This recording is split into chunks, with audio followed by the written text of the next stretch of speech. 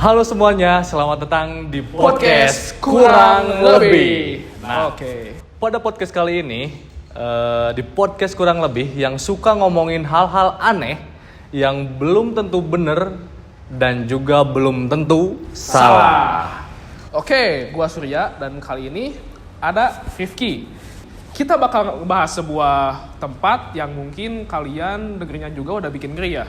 Apakah tempat itu? Ya, Antartika. Iya nih, bukan soal cuman pinguin sama es yang tidak pernah mencair, tapi gimana ya Bang Sur? Ada yang bilang di sana banyak hal-hal yang aneh banget. Aneh gimana tuh Bang? Ya seperti alien, pangkalan militer, dan bahkan pintu masuk ke dunia lain gitu. Gila kan? Buset, gila sih.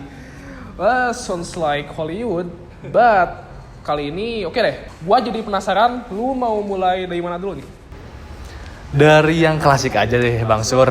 Gas. Dari Nazi Jerman. Yo.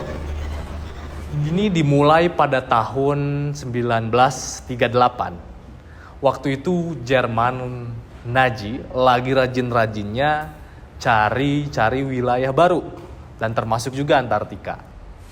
Serius? Nazi ke Antartika? Mau ngapain tuh Bang? Nah, itu dia. Mereka kirim ekspedisi gede-gedean pakai kapal yang bernama Swedenland. Bayangin aja kapal besar dengan pasukan militer dan pesawat amfibi.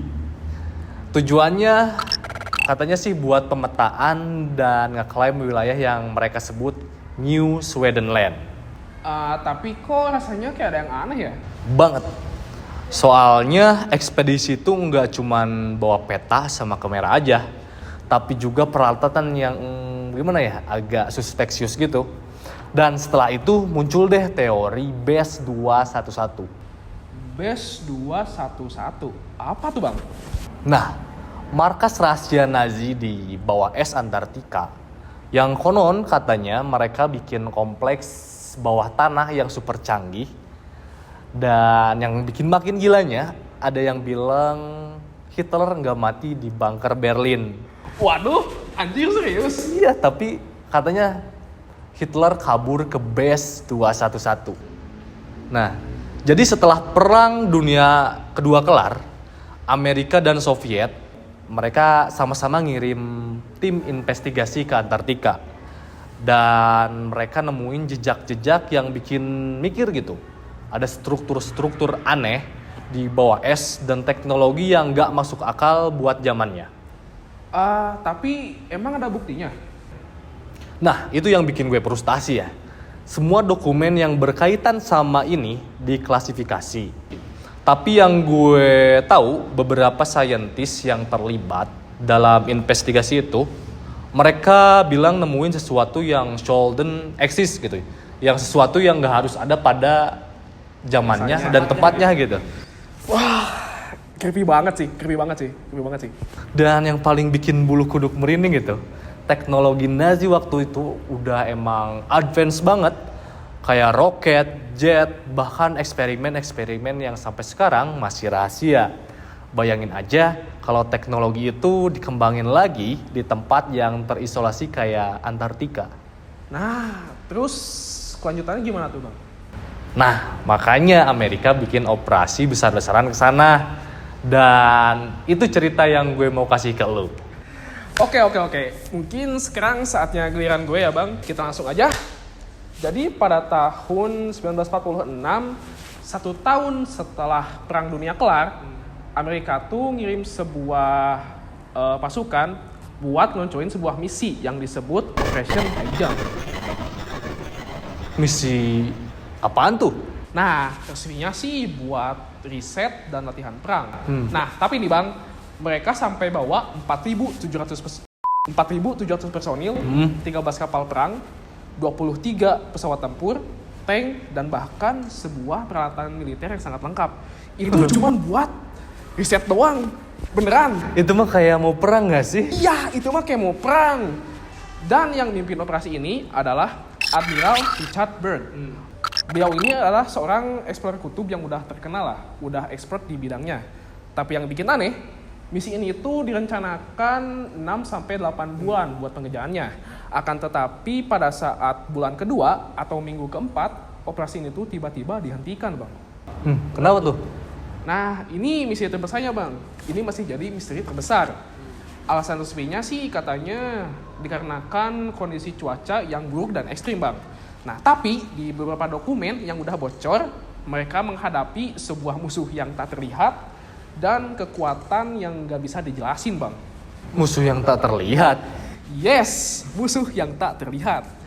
Dan yang bikin ini makin aneh, beberapa saksi bilang operasi itu mereka melihat pesawat-pesawat yang gerakannya tuh aneh, gak normal.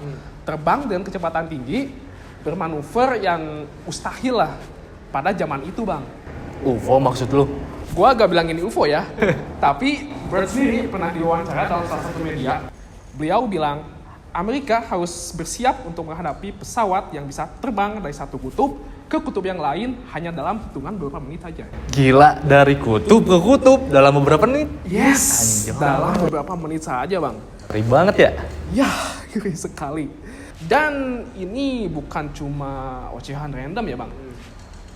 Admiral Byrd ini seorang pahlawan, war hero, explorers yang terkenal dan udah expert.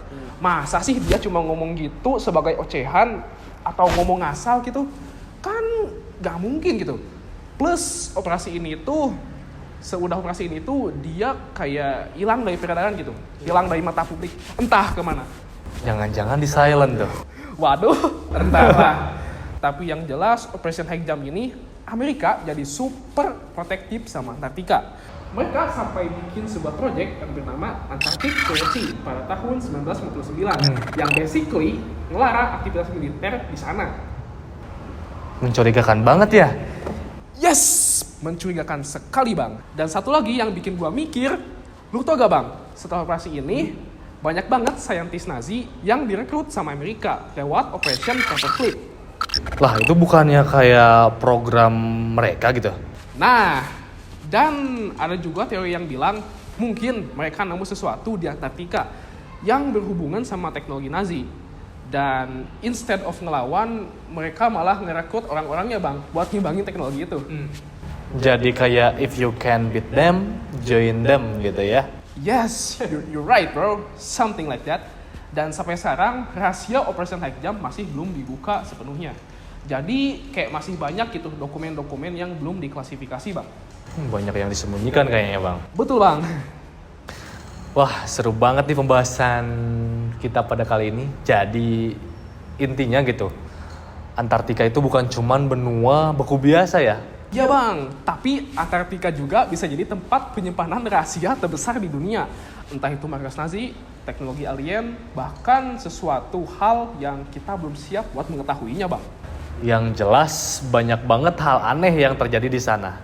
Bener banget, Bang. Dan ingat ya teman-teman, semua yang kita bahas di sini masih dalam kategori kurang lebih. Jadi bisa jadi benar, bisa jadi cuman teori aja. Yang jelas banyak banget hal aneh yang terjadi di sana. Dan yang semakin ditutup-tutupin, ya kita tuh kan semakin penasaran ya. Makin penasaran kita tuh. Ya, makasih teman-teman yang udah denger episode kali ini. Jangan lupa follow, like, share kalau kalian suka pembahasan kayak gini. Gue Rifki, Gua Surya. sampai jumpa di episode berikutnya. Kurang lebih. Jadi begitu Bang Sur. Banyak yang disembunyikan ternyata ya. Iya, banyak hal-hal dan dokumen-dokumen yang dirahasiakan agar semua orang tidak mengetahui hal tersebut ya. Banyak teori kayak segitiga piramida yang ada di Antartika gitu kan. Ya. Kayak burung yang migrasi dan ditutup-tutupin oleh pemerintah.